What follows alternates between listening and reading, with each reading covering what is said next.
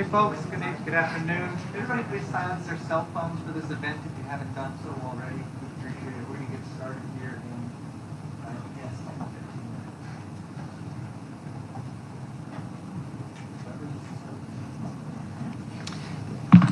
Snacks will not be provided. Hey, how you doing? Yeah, good to see you too. I do. Let me grab that for you in just a moment. I'll bring it back. Sure. Do we have enough mic checks done and everything? We good on the mic, everybody?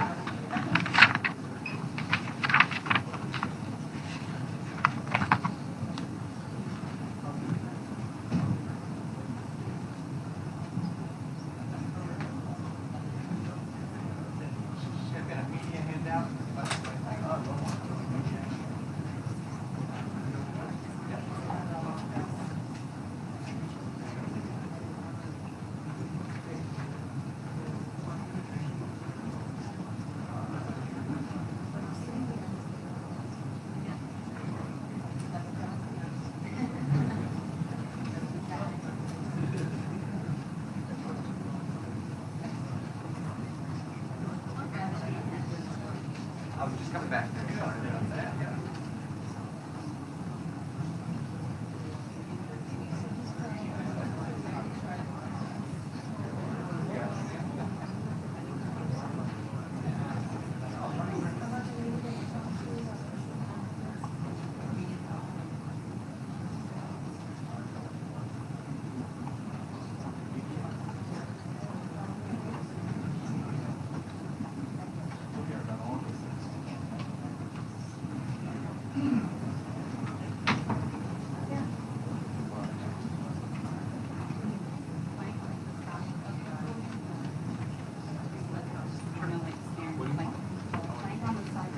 Your names? You want us on these or no? On those, no, on the other side. Got these. Got those, yeah. This? Dr. Latipo, you're right here. Right there. Okay, cool. Yeah. Doctor. How you doing? It's great to see you. Good to see you. Yeah. Thank you for all your support for that interesting period of My time. pleasure. It was my pleasure to run that through. Here, I got it for This is the only one was you. Right about here. so that was my mission. Oops, sorry.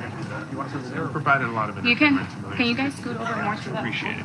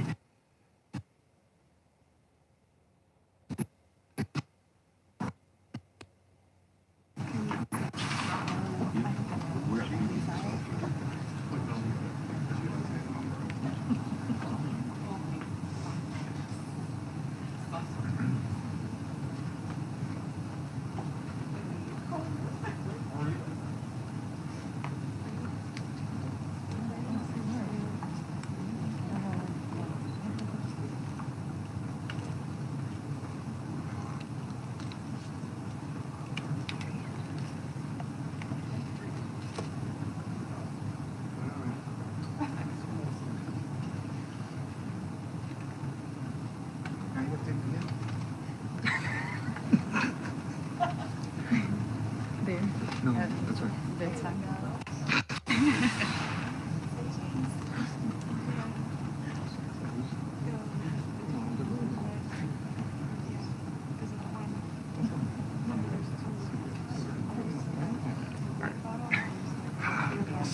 This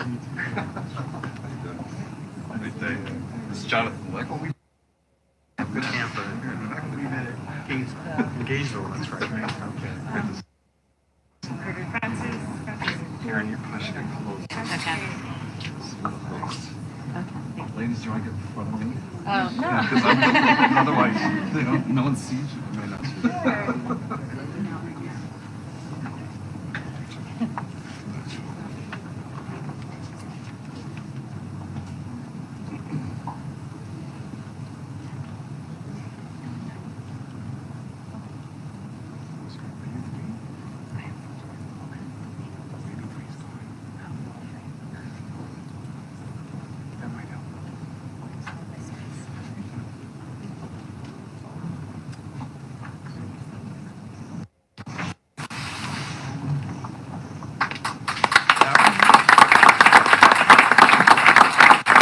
Good afternoon.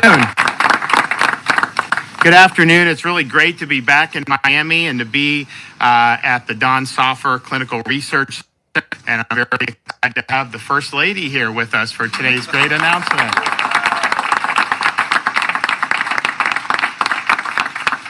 We're also joined with Surgeon General Florida, Dr. Joe Latipo. We have Senators Ani Diaz and Ileana Garcia, Representatives Alupis, Demi Basada Cabrera, Fabricio, Rizzo, Rodriguez, and I want to thank them for their support for what we're going to announce today. Also want to thank Dr. Aaron Kobitz, who's the Associate Director of the Sylvester Comprehensive Cancer Center. So thank you for being here. We also have Dr. John Cleveland, Director of Maquis Cancer Center in Tampa, and Dr. Jonathan Lick, the Director of UF Health Cancer Center. We have Raymond Rodriguez Torres and Shanna Rodriguez Torres with the Live Like Bella Childhood Cancer Foundation. So thank you guys for being here. We all joined by a number of cancer survivors, including Raquel Koffler, and you will hear from her in just a minute. So this center is part of the University of Miami Health System, a very significant institution that furthers cancer innovation in Florida every day. This health system is home to the Sylvester Comprehensive Cancer Center, South Florida's only National Cancer Institute designated facility. There are other cancer centers in Florida that also deliver exceptional care. The Moffitt Cancer Center in Tampa, that's actually the only designated comprehensive cancer center by NCI in the state of Florida. We appreciate them. And then UF Health in Gainesville is currently applying for NCI designation, and the First Lady and I are supporting them in that effort, and we hope that they will be able to get that. So we believe that cancer initiatives is very significant in the state of Florida. It's pretty consistently been the second leading cause of death, just behind heart disease in the state, and I think that's pretty typical for what you see around the country. And so this was something that we had done things on for the time I've been governor, but particularly over the last year, this is something that has made a huge impact on our family, and you'll hear the First Lady talk a little bit about that. And so when she got her diagnosis last year, it's a very difficult thing for people to deal with. It really changes your life. You had to kind of, okay, what does the road look like? And I can tell you, when that happened, the one thing I did was started to do research. I started to look at what people have been able to do. And honestly, as bad as the news was, I had a great deal of hope because of the progress that's been made. And when she had her diagnosis, I looked to see what does that mean in terms of success rate. And fortunately, the success rate was very, very high. And so we really felt good about the ultimate prognosis. It's not easy to get there, of course, and there's a lot of hurdles along the way. But I think back to, if we were 30, 40 years ago, what would this have looked like? And I can tell you, it's a lot better now. So this year, we decided in the budget, all the effort for cancer research that we have been doing in the state of Florida, but we wanted to really go big. We wanted it would be very, very meaningful and very, very historic. And so with help, opposed a record $100 million for Florida's top cancer, including Sylvester Comprehensive Cancer Center, Moffitt, as well as UF in the governor's recommended budget. And I'm happy to report that the legislature followed through and honored that request. And I'm even more happy to say that when the budget is signed, we will approve it.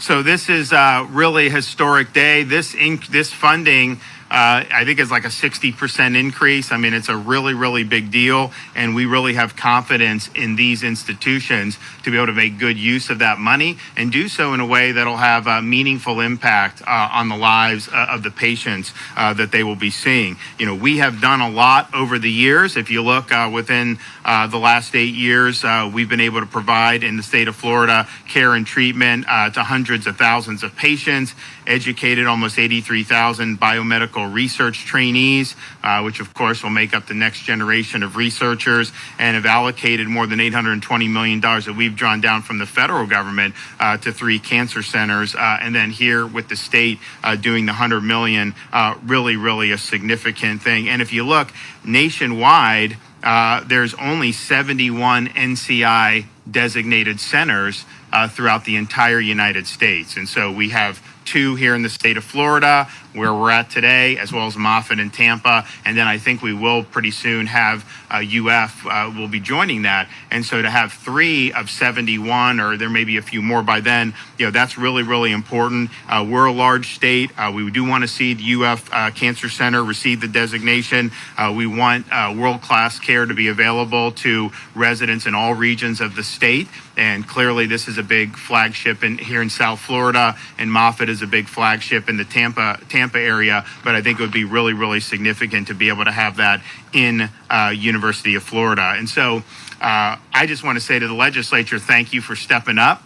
It was not something that you necessarily needed to do. You could have continued funding at our previous levels, and that would have, quite frankly, still been meaningful. But to do this level of increase for an issue that is this significant and something that touches so many people. I think one of the things that was really noteworthy about when Casey was going through is when you first find out, you know, you're kind of talking about it, you know, we decided because she's the first lady that we would just announce it because, you know, she would be missing from action from some of the things that she would normally do. People would ask. And so we felt, but then the outpouring of support that we received was just absolutely incredible. But so much of it was by other people who had been touched in their lives by cancer. Maybe their mother had breast cancer. Maybe they had it and survived. Unfortunately, people that had children that had pediatric cancer would come and talk about their stories. And so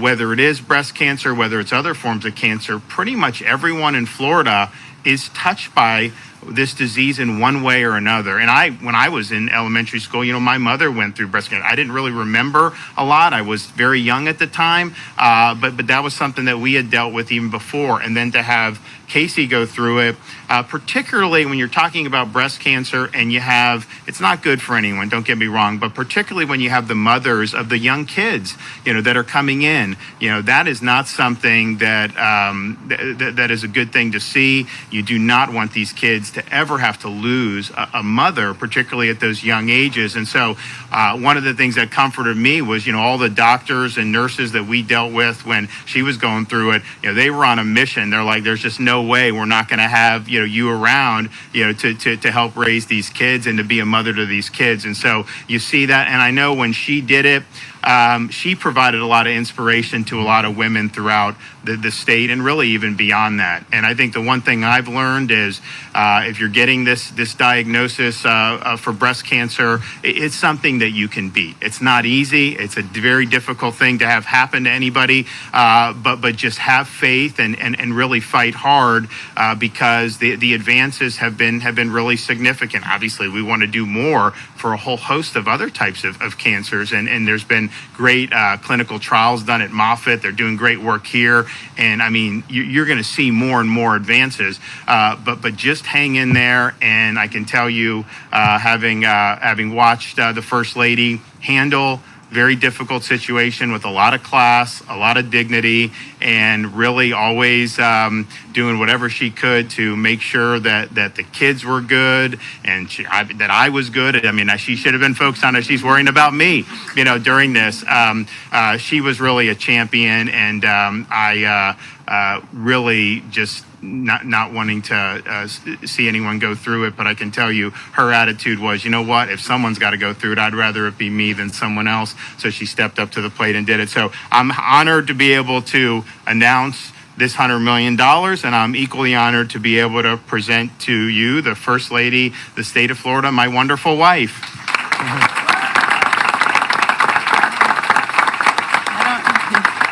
I don't know how you quite follow that. If I start talking about how wonderful my husband is, that's when I start to lose it, right? Because I didn't wear waterproof mascara. To say that he's been by my side every step of the way, he literally has been, every step of the way. I put something out on social media the other day, and I meant it. I said he's picked me up literally and figuratively throughout this process. When the bad news was pouring in, and it seemed like a barrage of bad news, right? Those cancer people who have been diagnosed with cancer knows what that feels like. You go in and do a test, and then you wait, and then you get the news, and then you do another test, and you wait, and you get the news. And he stood by me the entire time. And not only did he do that, he never missed a chemotherapy appointment. 6 of those, sitting in there, very uncomfortable. And he held my hand through everything. And he also was an unbelievable supportive husband when it came to caring for our kids. Because like you said, it's a tough thing for a mama of 3 little babies to have to go through this and to always put on a happy face, and you don't want them to know anything about what's happening to you. We have a 5-year-old, a 4-year-old, and a 2-year-old, and they don't know what's going on. Someday they will, but they're gonna know that their dada stood by mama, and we fought this. So that's what I want to say to everybody who's watching right now and has the opportunity to hear our words and hear about the $100 million in funding that these cancer institutes that are going to get, which is a game changer. Florida is going to lead the way to find a definitive cure once and for all types of cancer. And it's going to happen here because of this leadership. The leadership of the legislature, thank you for putting the money in the budget, and the leadership of the governor for putting it in his recommended budget. That's leadership. That's going to save lives.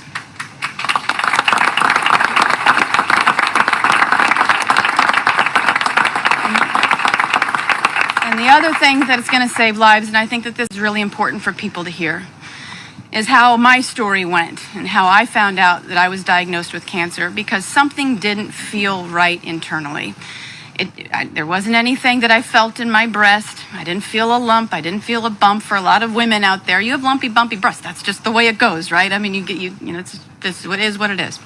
But something wasn't right. So I went to go talk to my OBGYN, my gynecologist, and I said, something doesn't feel right. I could almost explain it as a dull sensation. And she felt around and she said, you know what, I don't feel anything. And essentially said, unfortunately, you're good to go. Is there anything else I can do for you? Unfortunately, she did not recommend that I get a mammogram.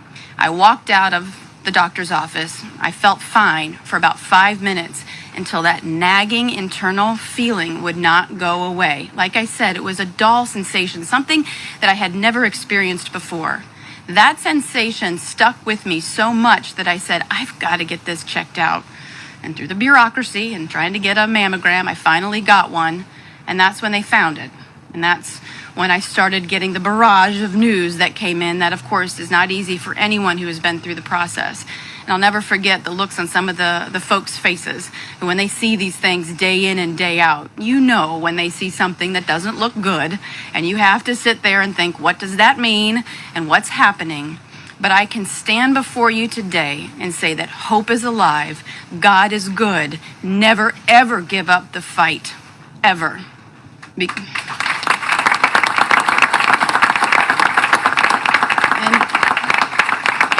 In closing, other than to say thank you for all the thoughts and prayers, thank you for all the letters that you have written, Thank you for thinking of us, for thinking of the governor, for thinking of my children, for taking the time to do such wonderful things. Words can't even express what that means to our family and how many wonderful people are across the state who have done this for us. And so thank you. But one thing that got me through it, husband, Shirley, children, yes, great medical care, yes, are some of the women that you see behind me who are cancer survivors. Because you don't hear a lot about the good news.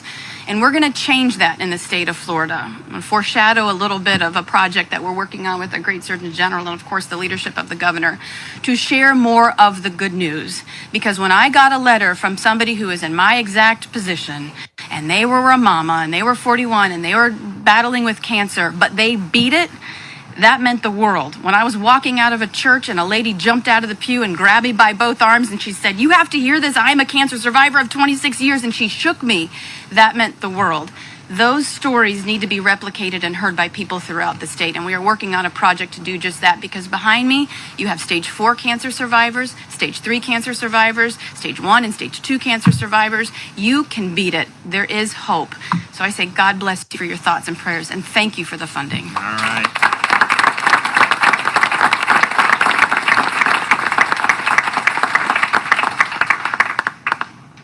Well, they were not going to not do the $100 million after that, right? I mean, so we're delighted to have with us the Surgeon General of Florida, Dr. Joe Ladapo.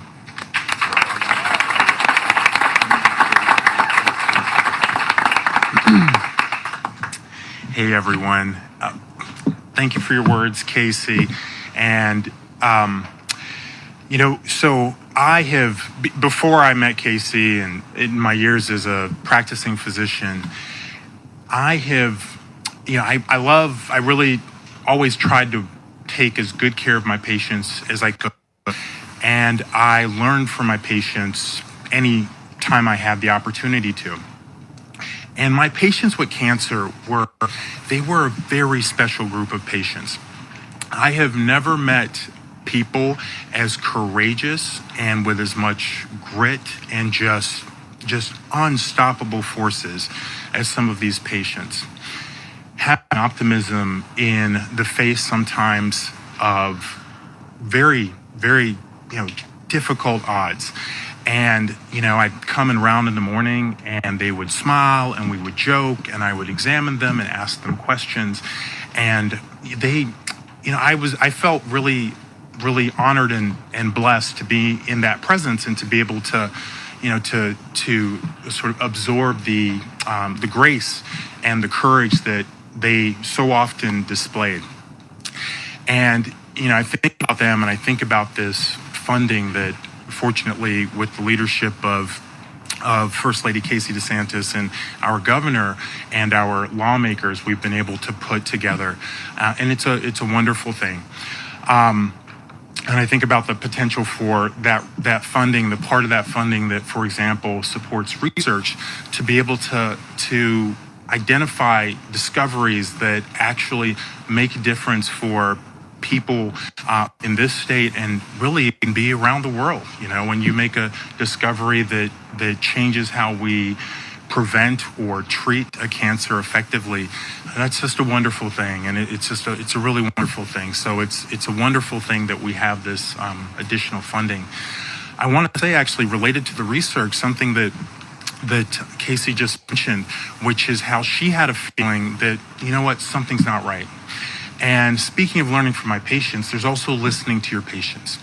And I've been in that situation. It hasn't actually happened that often. Patients usually have different specific complaints, and you evaluate them and you try and diagnose them and treat and help them. But I've had a few times where a patient has looked at me and told me something's not right. I don't know what's going on when something isn't right. And when I've had those patients, I always tell my residents, never ignore that.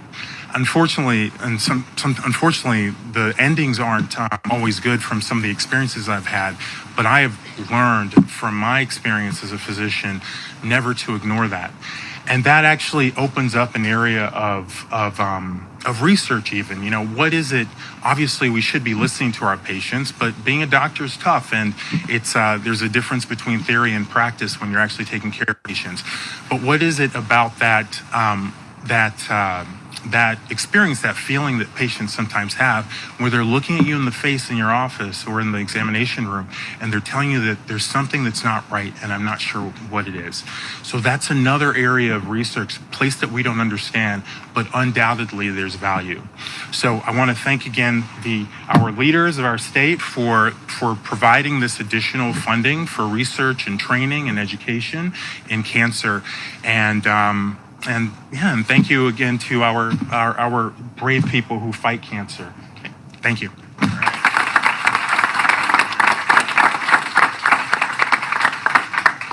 Okay, happy to be able to welcome up Raymond Rodriguez Torres, Chairman of the Live Like Bella Childhood Cancer Foundation Board of Directors and Bella's father. Thank you. Yep.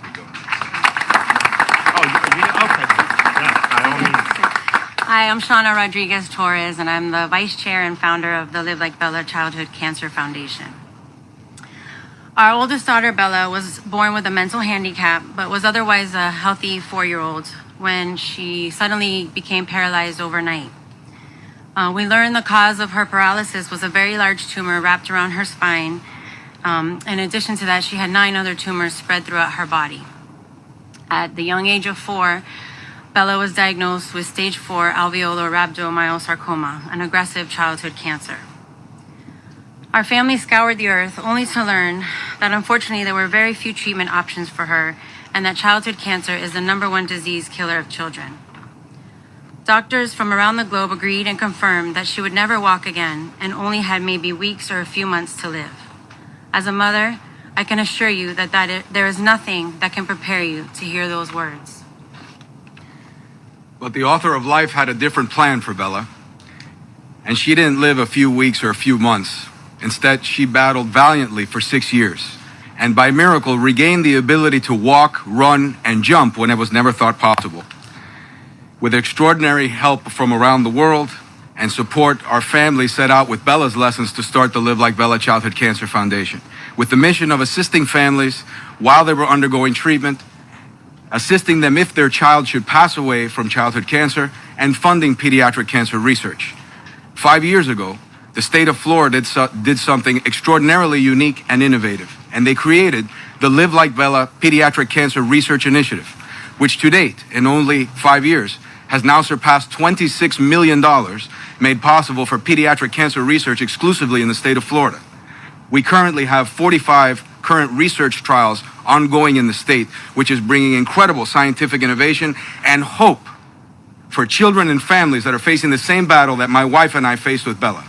It is amazing that the state of Florida, the Sunshine State, is bringing light to a place that is remarkably dark. And so today, we want to say thank you from the bottom of my heart to the First Lady and Governor DeSantis, to our legislators that have made this possible. Today is a day that I know that Bella smiles from heaven. And I know it's a day that we will remain charged until that day that childhood cancer no longer threatens the lives of our children. God bless you. Thank you. And may we always live like Bella.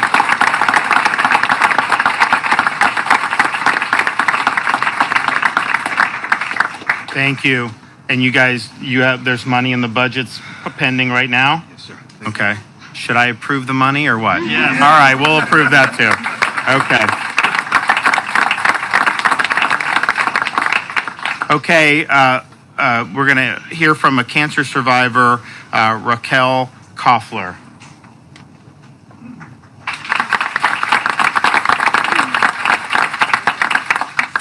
Hello, my name is Raquel, and I'm a cancer survivor. Before 40, I had a wonderful life. I used to run marathons and do triathlons. December of 2011, I found blood in my urine. I went to my doctors to get it investigated, and after several tests and MRIs, they discovered that I had stage 4 kidney cancer with a tumor in thrombus tumor that had gone to the venal vein and vena cava. 2 weeks after that, I had radical right nephrectomy. They took my right kidney out. And 13 months after my surgery, the doctors noticed that the cancer had gone to my lungs. I underwent several harsh tests and procedures and treatments, and with horrible side effects. But I was determined to fight. I didn't want to have, I wasn't going to let cancer beat me and dictate my life. Thankfully, I have a great support system, my family, my friends, a loving husband, and I have a beautiful dog. I still work full time and I enjoy my life, and I am very active physically. I want to thank Sylvester. Thanks to the world-class medical experts and state-of-the-art medical equipment, I am here, and they gave me the help that I needed. I want to thank my doctors, my family, the First Lady, Governor DeSantis, for all you do, for your commitment to cancer research, and may God bless you. Thank you. Good job.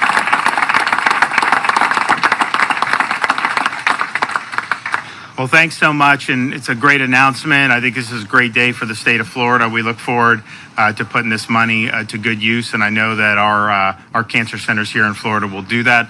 I'd also just like to say, particularly since I'm down here, regarding news that the Biden administration is going to try to increase tourism and exchange programs with Cuba. I think we've seen this song before. That is going to increase the amount of money that's going to the dictatorship. Everything that enters that island, they control. And so the idea that that's somehow going to help the people in Cuba who've been struggling for freedom, we know that that will not be the case. And I think it's also very difficult to take on the heels of last summer having a unique opportunity to potentially see freedom flourish on the island for the first time in many decades. And then to have the administration do next to nothing. I mean, they wouldn't even green light internet access. I mean, you could have had Elon Musk would have done it, or somebody would have done it if we would have put some money behind it. And so, and I think it's unfortunately part and parcel of an administration's policy that all these people in the Western Hemisphere who are fighting against freedom for their people, they seem to want to do business with. They want oil from Maduro, work with Nicaragua. They're delisted FARC. So that is not the way you stand for freedom in our hemisphere. And so I think people, particularly down in South Florida, understand the minute you're sending more of this to the island, that's going right into the pocket of the Cuban dictatorship. That is not going to help the people of Cuba realize freedom. Okay, any questions? Yep.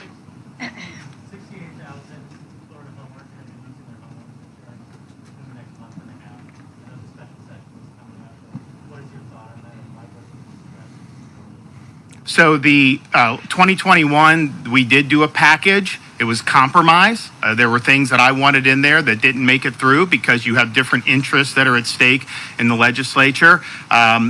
There were some positives on that, but clearly it did not solve the underlying problem. We tried to do it during the regular session. It ran to ground towards the end. And so we are in a situation where we've got to get this done. And so we work with the legislature to get a path forward, to set a date for a special session. And I think this will be the most significant reforms that we've seen with Florida's property insurance market in decades. And this is a problem that has festered for a long, long time. At the end of the day, we have about 8% of the insurance claims for homeowners nationwide. The state represents 78% of all the litigation nationwide with homeowners policies. And so the incentives are skewed. And it's not serving the interest of folks who are seeing these major premium hikes that are happening. So we are going to address, there's going to be a whole host of things that are going to be done. I think we've got broad agreement on most of it. There's a couple other things that we're working with them on, but it'll be a significant package, and we're not going to accept anything less than a very significant package for the people of Florida.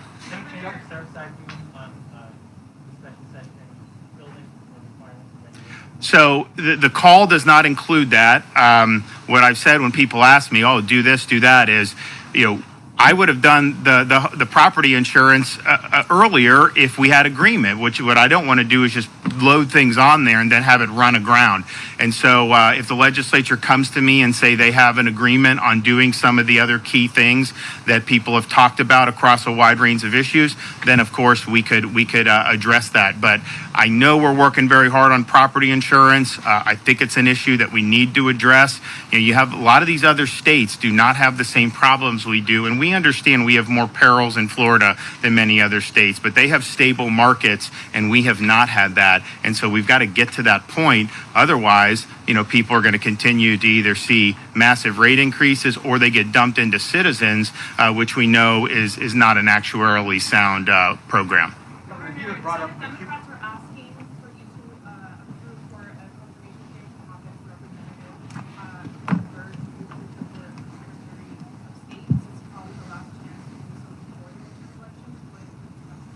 Well, first of all, it's that's the Senate's prerogative. I can tell you that you know, with Cord Byrd as Secretary of State, there will not be any ballot harvesting going on in the state of Florida. With Cord Byrd as Secretary of State,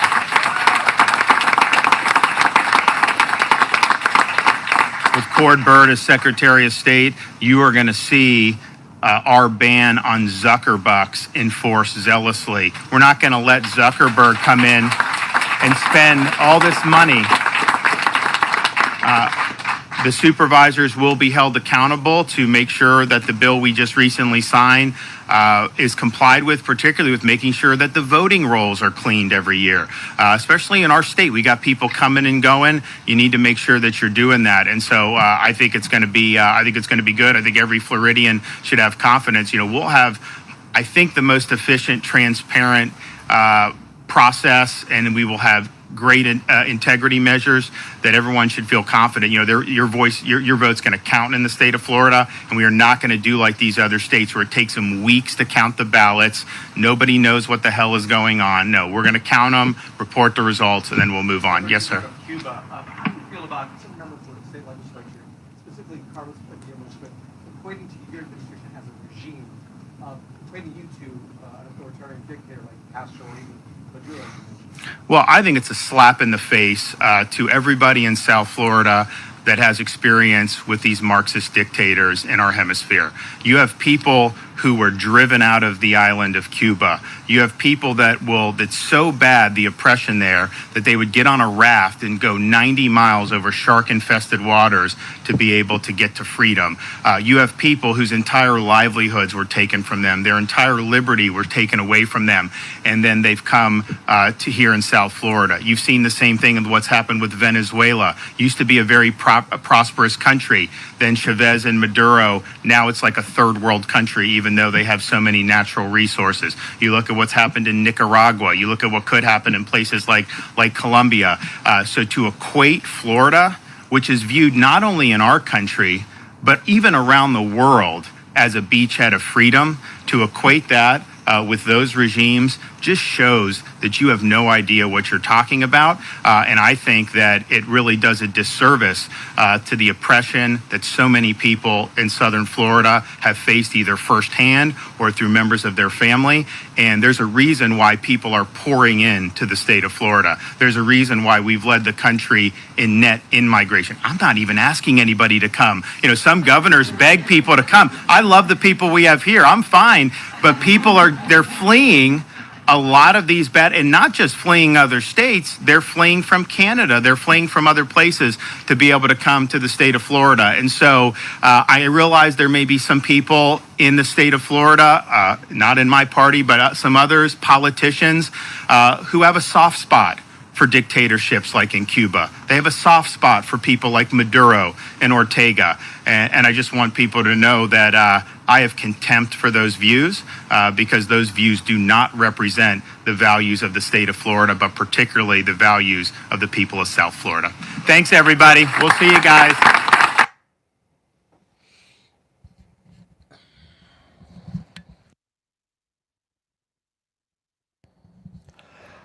I am really glad that he took that question and answer period. I really am, because honestly, I was ready to explode after the discussion of what was going on with the governor and his wife and the cancer diagnosis. What many people forget is that when all of this happened, when she was diagnosed with cancer, the Washington, D.C. legacy media left was down here. They had dozens of operatives working behind the governor's back, trying to crucify him, trying to destroy him, trying to destroy the lives of his friends and his family, trying to get him caught in some kind of a gotcha moment. While this man was sitting in chemotherapy appointments with his wife, there were people, not from Florida, en masse down here trying to destroy him, and he had to focus on what was important at the time. And he couldn't address it at the time. And that's where everybody rallied around the governor. And there was intervention from above. You know, the author of Life. Some of you might remember this. So when I say crush these people, those of you who are familiar with Fight Club, I am Jack's white hot rage. That's how angry some of us were. This absolute white hot burning rage of anger against these people from D.C. and New York and California coming here, knowing the governor was facing this incredible fight with his wife.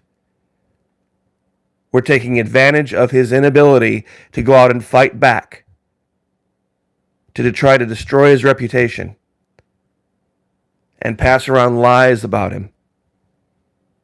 This is why we hate them. This is why we are going to crush them and we are going to destroy them, and we're not even going to feel bad about it. Not in the least. I would like to see the day when every single one of them either was swinging from a rope or in a box. For this reason alone, that level of cowardice. Our governor has done nothing but inspire hope. Nothing but inspire hope for the future during some of the hardest times that people have faced in the last 2 years. Him and his wife have stood up and not made excuses. And they have led, and here she is, having defeated this thing. And now she's out on the campaign trail, and she's talking about curing cancer, period. All of it, here in Florida. The contrast is striking. It's historically striking to me to see the difference between what's coming out of the new sovereign free Republic of Florida and to see what's coming out of Washington, D.C. I don't know that there's ever been a time in our country's history where there's been a contrast since the Continental Congress versus the King of England.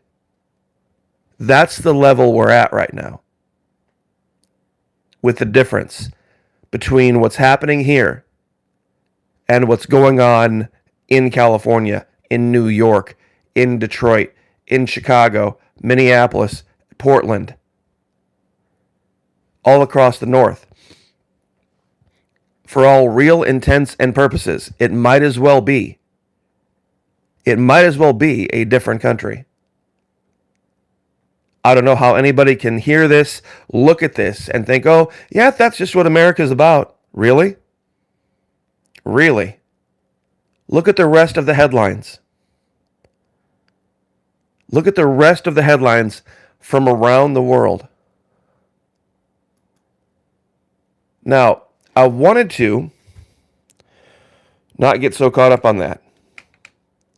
Those of you who have been watching my videos over at, here, I guess I should say, not on the live section, but over at the regular video section.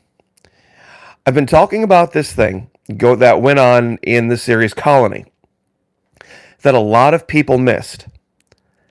And I wanted to get the opinion of my live audience on this, because there's all sorts of different shades of things that happen that are partially right and partially wrong. For those of you who are unaware what I'm talking about, in the series Colony, where the space aliens have come down, they've dropped the walls, and people are separated, and people are being herded into groups. And there's one group right at the top, and they get to live in the green zone, and their lives are normal and happy, and they pretty much don't have any interruption. But then there's everybody else who's fighting for existence, fighting for survival. So there's this character played by Amanda Rigetti, and she's actually technically married in the story, but she's been separated from her husband. She doesn't know where he is, and she has a son that needs insulin, little boy. And insulin is something that's being rationed only to those who are deemed worthy. Well, her being a single mom, not deemed worthy. So she has to find some way of getting a supply of insulin. They try stealing it. They try going to black market providers of it. Well, she tries a third option. And she goes and finds one of these guys who is in the authority, in the chosen group, so to speak. And she romances the guy because she knows that he'll be able to get the insulin for the kid. Now, to me, this is very different, very, very different than gold digging. And some people said, well, this girl's just a gold digger. It's like, well, no, it's not really gold digging when you're trying to save a kid's life.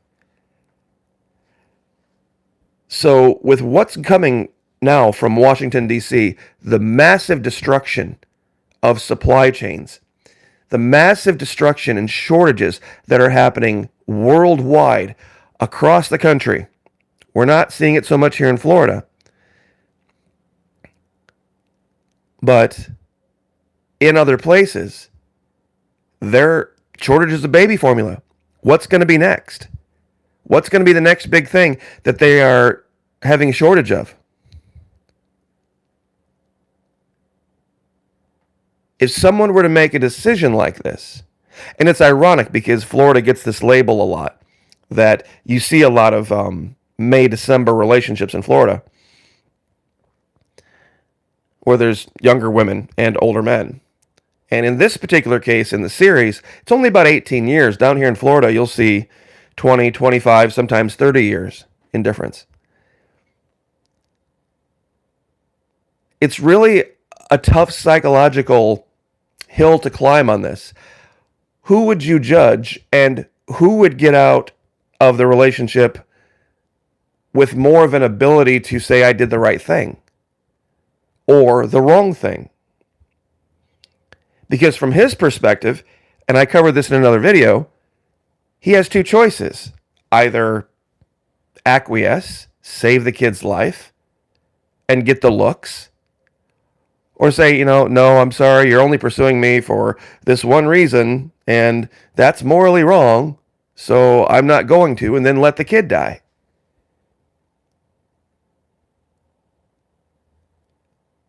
So it's one of those things that's, whether you're from the left or whether you're from the right, whether you call yourself a conservative or a liberal or a socialist or a capitalist, whatever you would look like, whatever angle you would look at this from,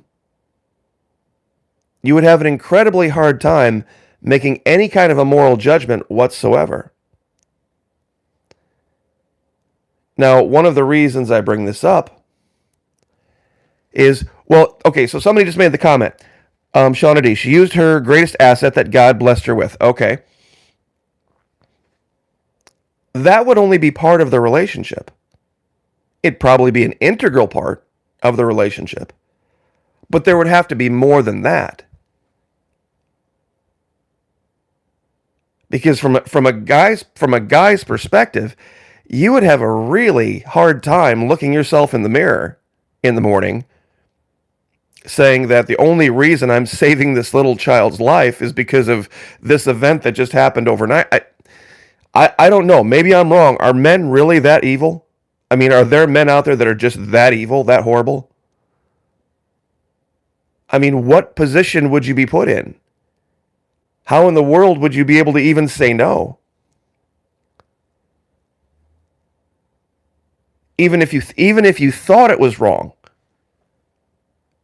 When a kid's life is at stake, it's not like, she's sleeping with a guy to go get, her nails done and her hair done and her pedicures and manicures and drive around in a nice sports car. That's not what's going on here. And I'm surprised, I watched the series again and I look back at it and I'm like, why did not more people see this? And that they canceled this after 3 seasons. I mean, this would have been a storyline that could have gone down the road. And it's really weird to me that the two characters here, the real world people, even to this day in 2022, are still happily together, having at this time been married to other people.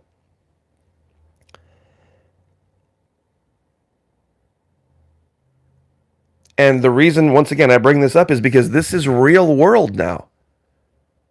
This is real world now. I mean, we talk about Tinder and we talk about people going out in the dating scene and, meeting people and in and out of relationships. How things like this aren't being factored in, I don't know. Truly, I don't know. Because if you're a young woman, even not a young woman, middle-aged woman, and you're struggling to make ends meet, and maybe you are making ends meet, but just barely. And then you run into somebody that maybe is, fun, okay, good guy, and but not that, not that spark thing, just that once in a while, but this guy's got his financial house in order and could represent a step up in lifestyle for your little ones. And even if it's not just lifestyle, you never know what's coming down the road. You never know what's coming down the road. Like we see with the cancer thing, with the First Lady. I mean, imagine winning governor, running for governor, winning and becoming governor of the 3rd largest state in the United States, having a beautiful wife and kids, and then all of a sudden, in a matter of months, your entire world gets shaken with a cancer diagnosis like that. And then all of the 2020 nonsense, and then the entire leftist mainstream media descending on your state to try to destroy you.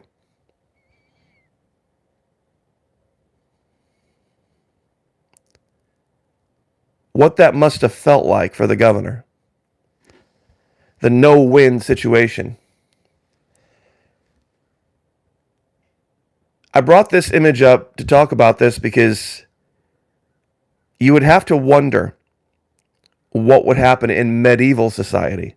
People said, man, I wish we could go back to when life was simpler, when people were just simple farmers and they could just provide for themselves.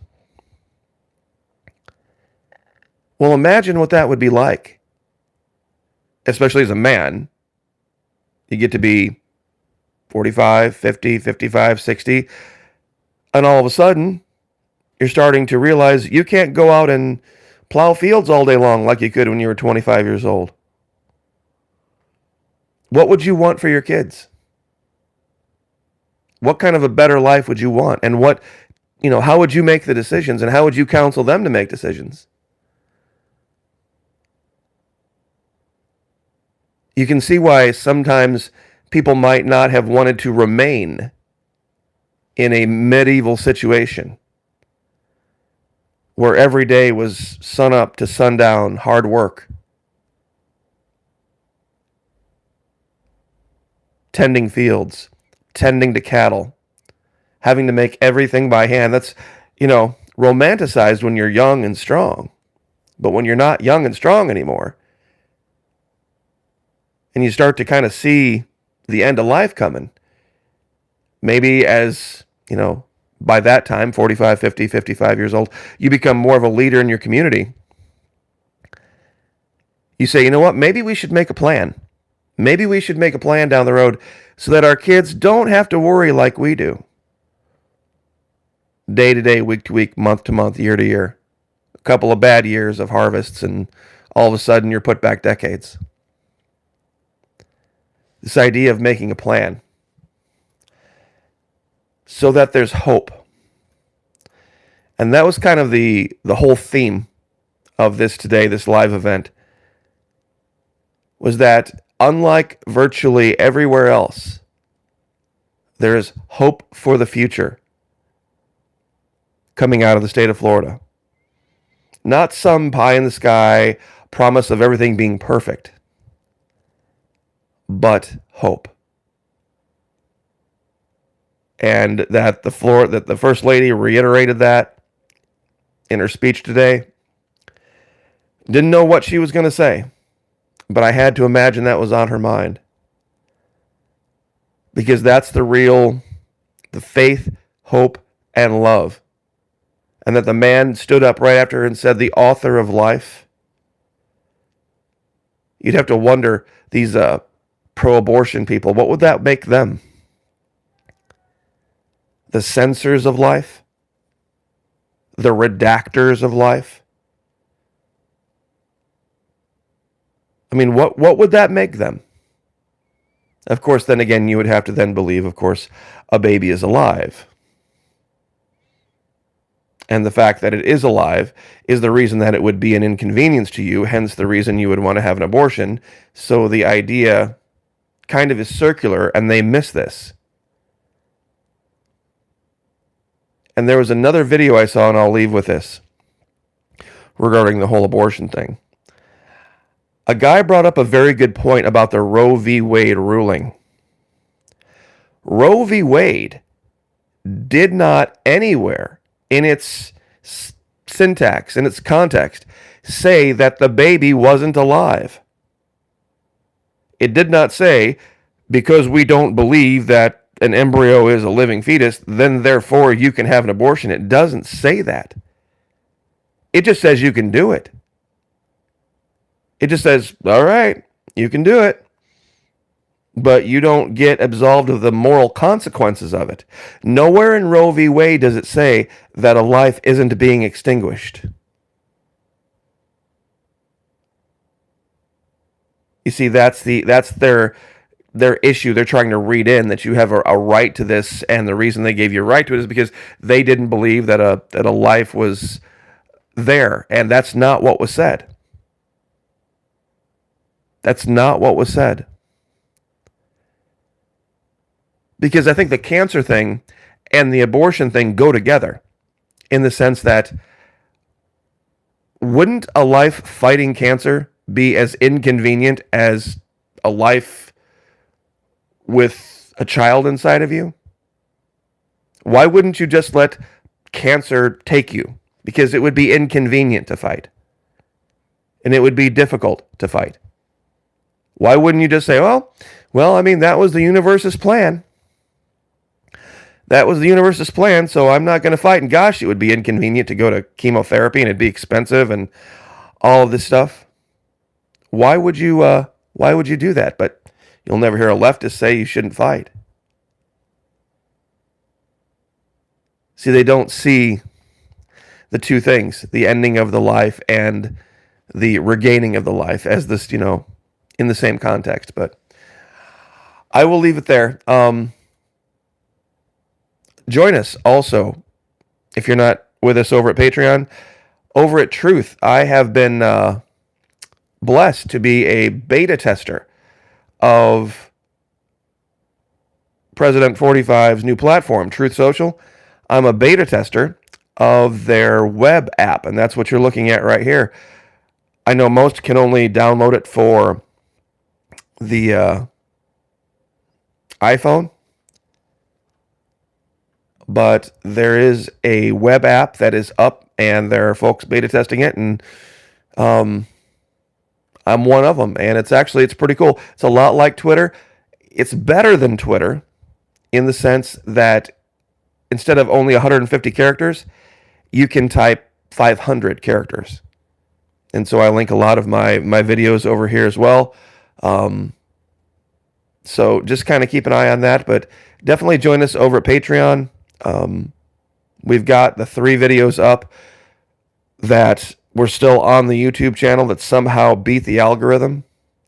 So I'm wondering, really wondering, what major shift is happening now in behind the scenes at YouTube and Google. The 3 videos that I talked about talked literally about everything that 2000 Mules talked about. And why mine are not only still up, but are monetized.